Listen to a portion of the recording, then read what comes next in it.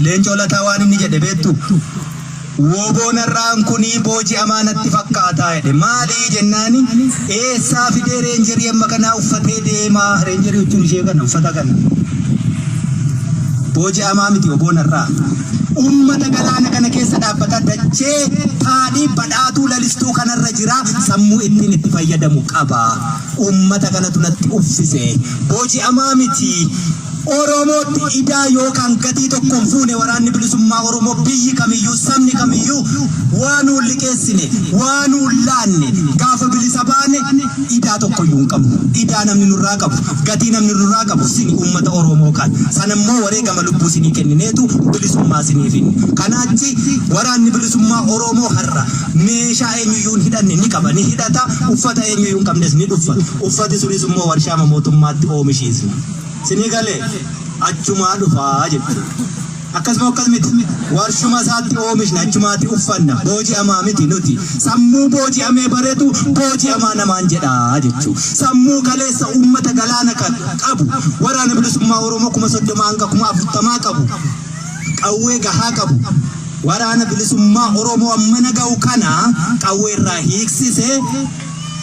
ummanni miileena sadiinu boojii sammuu sanatu jiraarrayu dhaloonni irraa garuu sanaaf hin jiru goleen Oromiyaa hundi waraana bilisummaa Oromooti qaba gatiin nurra hin jiru nuti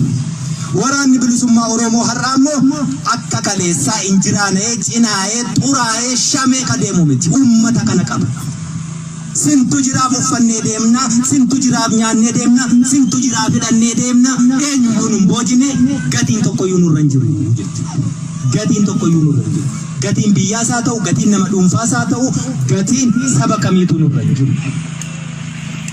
hiikannee irraa hidhachuu beekna dhaloota akkasiitu dhalate dhaloota sanan beekani warri har'a waraanni kun eessaa fidee meeshaa akkasii baatee deema waraanni kun eessaa fidee nyaata eessaa dhugaa nutoo dur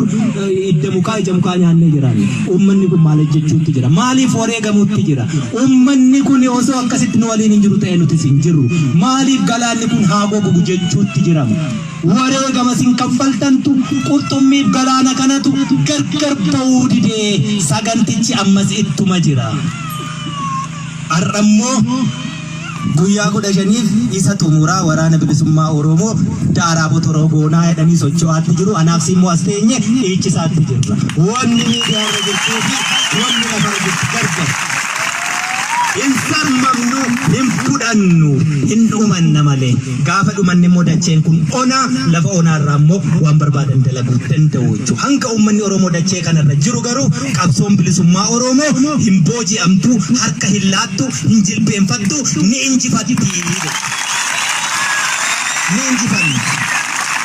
Kaba siyaasa ilmaan Oromoo beekan Oromoo hedduun kaleessa goyyomfame jaarsummaa mala maalo waraanni bilisummaa Oromoo har'a hanga qeensa xurii qeensa kiyyaa kana dhimma Oromoo irratti waa sharafamte jennaan hin fudhannu dhibba barbaanna dhibba argannaan immoo duubatti hin jennu jechuu kanaaf hanga bilisa sin baasnutti ani yookaan nan du'a yookaan ammoo bilisan si baasa kanuma injiru harka kennu xiqqaa guddisa